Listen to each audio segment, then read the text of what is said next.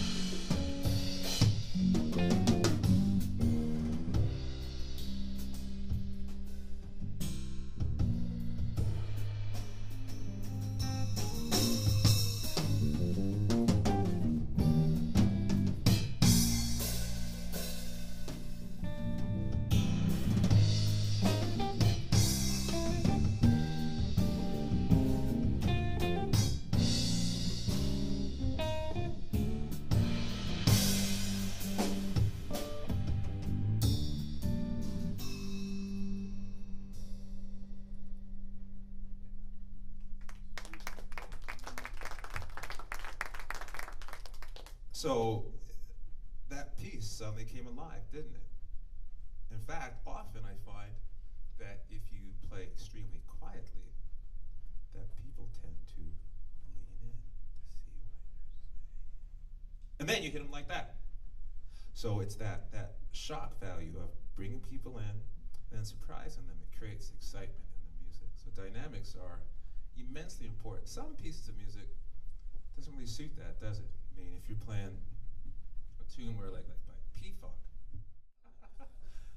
a groove like this,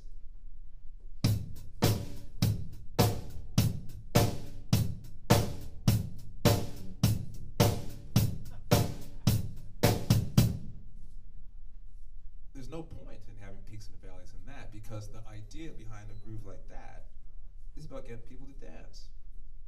Right? So you do have to know when it's time to do that. Just hit me with questions. What would you like to know about literally anything except for politics, religion, what else? About the drums.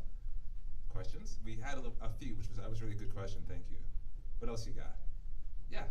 Could you demonstrate the rhythm pattern to the jazz waltz, and particularly the song It's a Raggy Waltz? Don't know it. Don't know it. But I can show you different jazz waltzes if you want. Yeah. That might be hit. There's a very distinct syncopation Yeah. Well, let me hit you to the three main ways that people play jazz waltzes, okay? Myself, I'm a jazz pianist and jazz organist. Okay. And it's one of the more intricate patterns that, if you ever listen to the album that his drummer uses, Yeah. it's relatively hard to follow. But if you have heard it, or so do hear it, Yeah. You're talking about Joe Morello. yeah. Right. So there's three main things that drummers use in the jazz waltz. First is to play it like a waltz. That feel. So the hi-hat is going to be playing on 1, 2, 3, 2, 3, right? And then you have this pattern, right, on the right hand.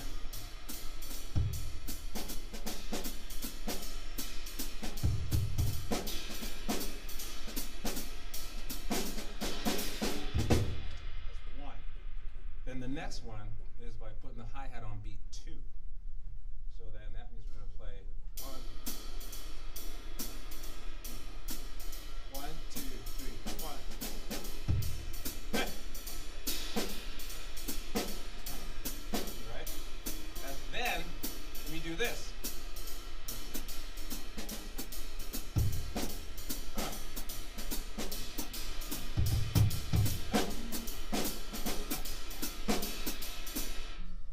So that one was the end of 1 and 3. 1, 2, 3. That's the one, I'm sure. Well, again, he's just used it. It's one of 3 he could have used. And other than that, people have a tendency of playing the hi-hat very free. He tends to move to syncopation.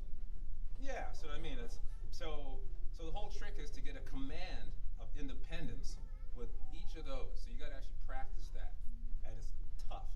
You have to actually work it out. Like you don't just feel that.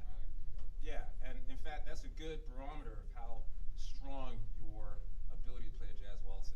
Great question. Wow, tested me on that one, didn't he? Yeah, man. Thank you. What else you got? Oh yeah, put it in. What else you got?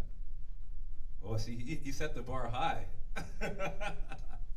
Anything really, even like, am I freaking out that I'm going gray? Anything.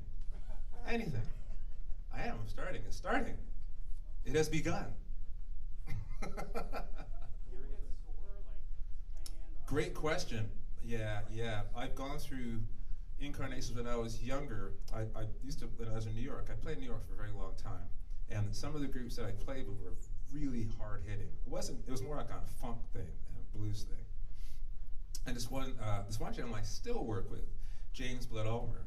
I used to have to I'm like 25, and after the gigs I'd have to go upstairs and take a bath. I was that sore. Yeah, my legs would be like busted up, my knees would hurt.